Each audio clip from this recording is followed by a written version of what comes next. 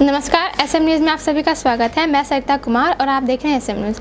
आज हमारे साथ है राजेश कुमारी जी, जो कि एक बहुजन समाज को जागरूक करने का काम करती है और बाबा साहब और गौतम बुद्ध की बातों को जन जन तक पहुंचाने का काम करती हैं।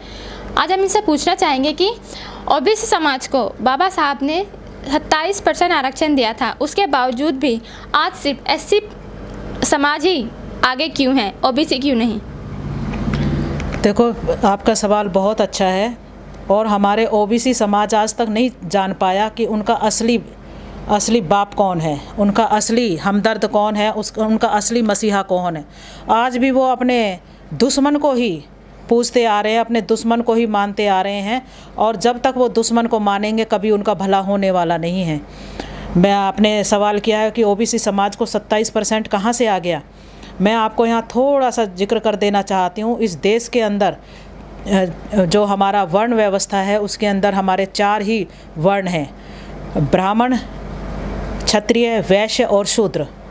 अब हम जब ओबीसी समाज का जिक्र करते हैं तो ओबीसी समाज हमारा किस वर्ण में आता है? ब्राह्मण समाज में, ब्राह्मण वर्ण में नहीं आता, क्षत्रिय वर्ण में नहीं आता, शूद्र उसमें वैश्य वर्ण में नहीं आता। अब बचा चौथा हमारा शूद्र वर्ण, जिसमें 85% हमारा समाज आता है। तो जब इस शूद्र वर्ण में आता है, लेकिन वो लोग मानने के लिए आज भी तैयार नहीं हैं और कि वो ये कहते हैं कि नहीं, हम तो ऊंचे लोग हैं, हमारी तो जाति ऊंची है। अब इन मनुवादियों ने हमें जाति के चक्कर में ऐसा फंसा के रखा हुआ है।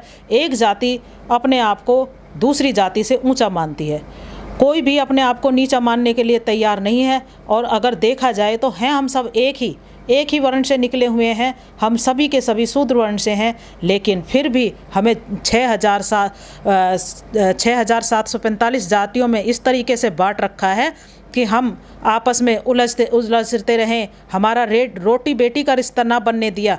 ब्राह्मण भारद्वाज के यहाँ शादी कर लेगा, ब्राह्मण द्विवेदी के यहाँ शादी कर लेगा, क्षत्रिय के यहाँ शादी कर लेगा, लेकिन इन्होंने हमें ऐसा फंसा दिया कि एक जाटव लड़की देखता है वो वाल्मीकि को नीचा मानता है, वाल्मीकि को जाटव को अपने से नीचा मानता है।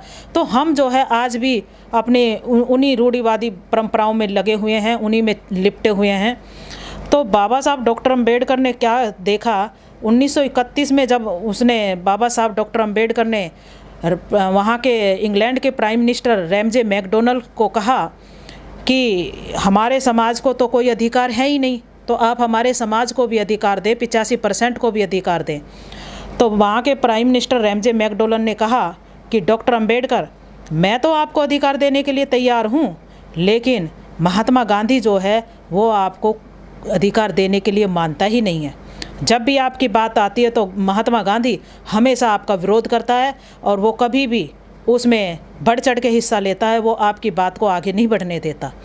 तो मैं आपको इतना कहना चाहता हूँ कि आप जाइए अपने देश के अंदर, आप उन लोगों की, उन जातियों की सूची तैयार करें जो आज भी गरीब हैं, जो आज भी कमज़ोर हैं, जो जातियाँ। तो बाबा साहब डॉक्टर अम्बेडकर ने यहाँ अपने SC ST जो भाई हैं उनकी जो है लिस्ट बनानी शुरू की और एक मुनादी कराई कि जो जातियाँ बाबा साहब डॉक्टर अम्बेडकर की लिस्ट में नाम लिखा देंगे तो उनको अधिकार मिल जाएंगे। तो बाबा साहब के यहाँ पे सब जातियाँ अपना अपना नाम लिखवाने के लिए आ रहे थे, लेकिन गांधी तो हमेशा बाबा साहब का विरोधी रहा है। उसने पग पग पे बाबा साहब को दुख दिया है। सबसे बड़ा रोड़ा था ये बाबा साहब के सामने।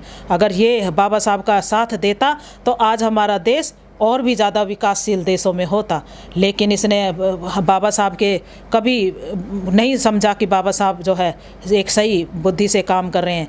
लेकिन बाबा साहब तो बहुत महान पुरुष थे। उन्होंने लोगों से कहा कि आप अपनी जाति का नाम मेरे यहाँ रजिस्टर्ड कराएं, लेकिन इसने अब ओबीसी के लोगों को फेंका दिया कि आप डॉक्टर अम्बेडकर के पास मत चले जाना, वो सबको चमार बना रहा है। अब जब ओबीसी के लोगों ने ऐसे सुना, भाई हम तो चमार नहीं बनेंगे और हम जाटव क्यों बने, तो उन्होंने बाबा साहब की बात को नहीं माना और अपनी जाति का रजिस्ट्रेशन बाबा साहब के पास नहीं कराया। और जिन जातियों ने अपना रजिस्ट्रेशन करा लिया था बाबा साहब के पास, वो बाबा साहब ने वो जातियां वहाँ से मान्यता प्राप्त करा दी थी, रिकॉग्नाइज करा दी थी।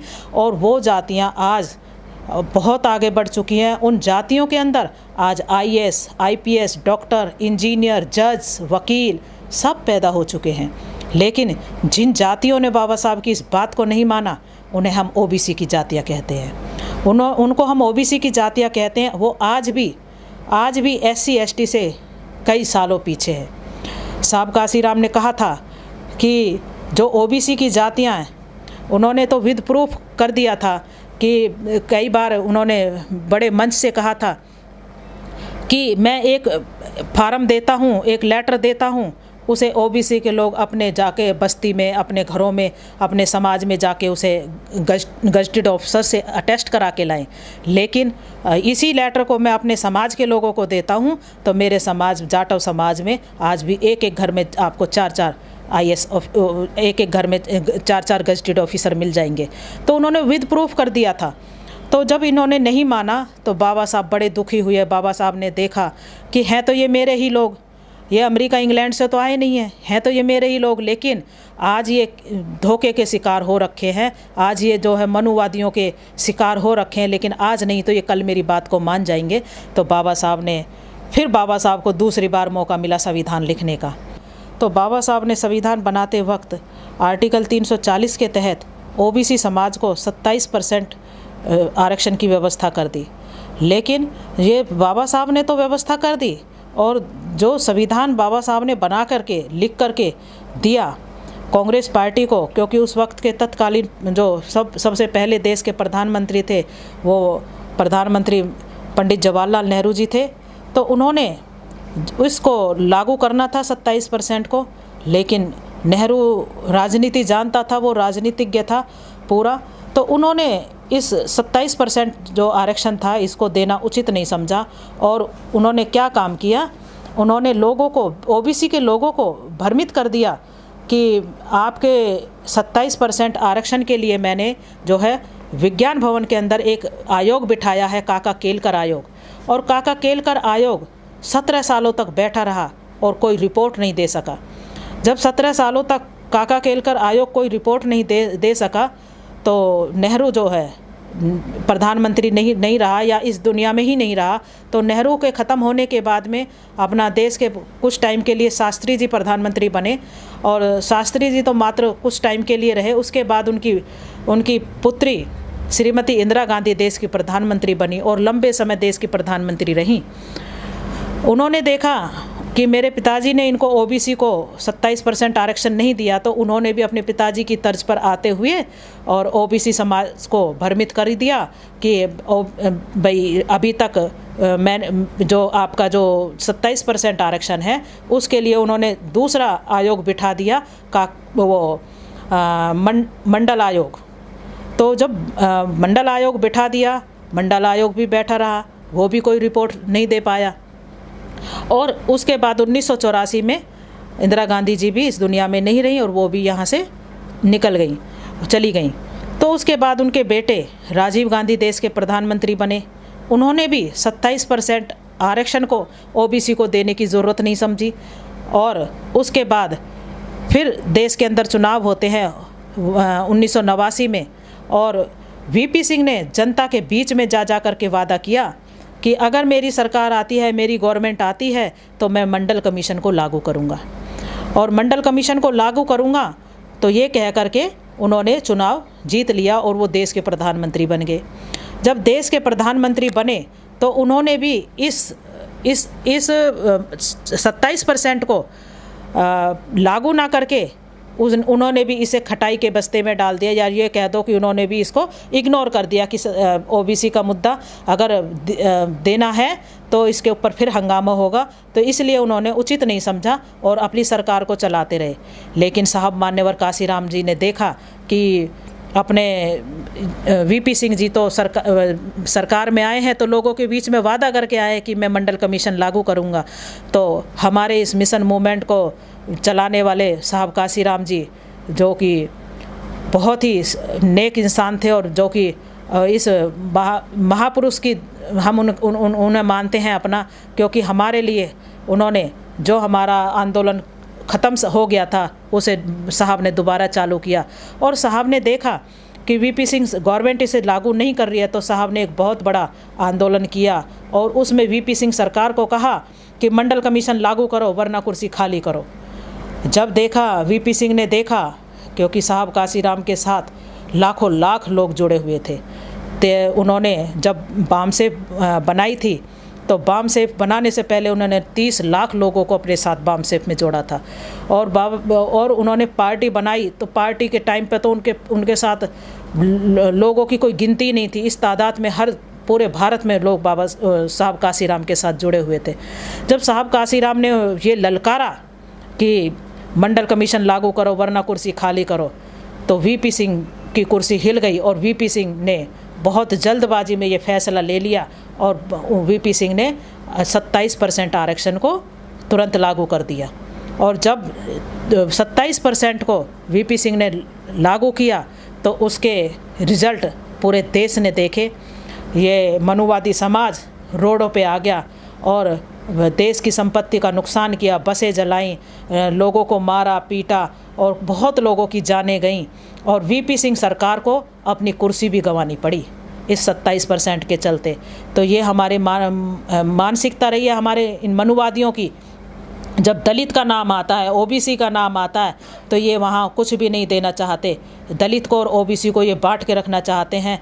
बाबा साहब ने 1948 के अंदर 24 अप्रैल 1948 को लखनऊ के ग्राउंड में कहा था अपनी स्पीच में कि ए मेरे ओबीसी के लोगों, तुम्हारा हित अगर कहीं है तो वो बहुजन समाज के लोगों के साथ है, क्योंकि तुम अपने घर में रहोगे तो तुम्हें सब कुछ मिलेगा। तो जिस दिन SC ST और OBC समाज एक हो जाएगा उस दिन सत्ता पर कब्जा OBC समाज और SC ST का होगा। तो हमारे OBC समाज को बहुत जल्दी से जल्दी इन बातों को समझकर अपने घर में आ जाना चाहिए। जैसे साहब ने कहा था, बाबा साहब ने कहा था कि जिस दिन SC ST OBC के लोग एक हो जाएंगे सत्ता आपकी होगी। और उसी मंच से साहब ने कहा था कि जिस दिन ऐसा हो जाएगा उस दिन गोविंद बल्लभ पंत जैसे लोग तुम्हारे जूते के फीते खोलने में शान समझेंगे।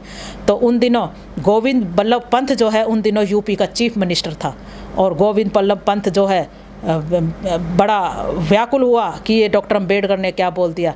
लेकिन बाबा साहब तो बहुत दूरदर्शी थे, बहुत दूर की नज़र रखते थे, तो उन्होंने ये बात बिल्कुल सही बोली थी। और आज समाज इन चीज़ों को भुगत भी रहा है। जैसे कि माननीय अखिलेश कुमार जो यूपी के CM रहे और जब वो CM पद से हट जाते हैं तो हमारे योगी आदित्यनाथ जी जब उनके ऑफिस में जाते हैं, उनके घर में रहने के लिए जाते हैं, तो उसके गौ मूत्र से तो धुलवाते हैं, गंगा जल छिड़कवाते हैं और कहते हैं कि यहाँ एक दलित रह के गया है इसलिए इसको गौमूत्र से धोना बहुत ज़रूरी है। तो उन्होंने ऑफिस को भी और उसको कार्यालय को भी और घर को भी, CM हाउस को भी गौमूत्र से धुलवाया। अगर अखिलेश यादव, पहली बात तो वो यादव है, OBC समाज में आता है। दूसरी बात मैं यहाँ कहना चाहूँगी कि जब अखिलेश यादव जैसा संपन्न परिवार के व्यक्ति को मान सम्मान नहीं है तो हम और आप तो एक बहुत छोटी सी बात है इन मनुवादियों के लिए। ये मनुवादी लोग जब तक नहीं सुधरेंगे, जब तक हम SC ST और OBC के लोग एक नहीं हो जाएंगे। और जिस दिन हम एक हो गए उस दिन ताकत हमारी होगी, 85% इस देश का राजा होगा। अगर आपने अभी तक हमारा चैनल सब्सक्राइब नहीं किया है तो सब्सक्राइब करें और घंटी का बटन बिल्कुल भी दबाना ना भूलें ताकि सभी लेटेस्ट खबरें पहुंच सकें आप पे सबसे पहले।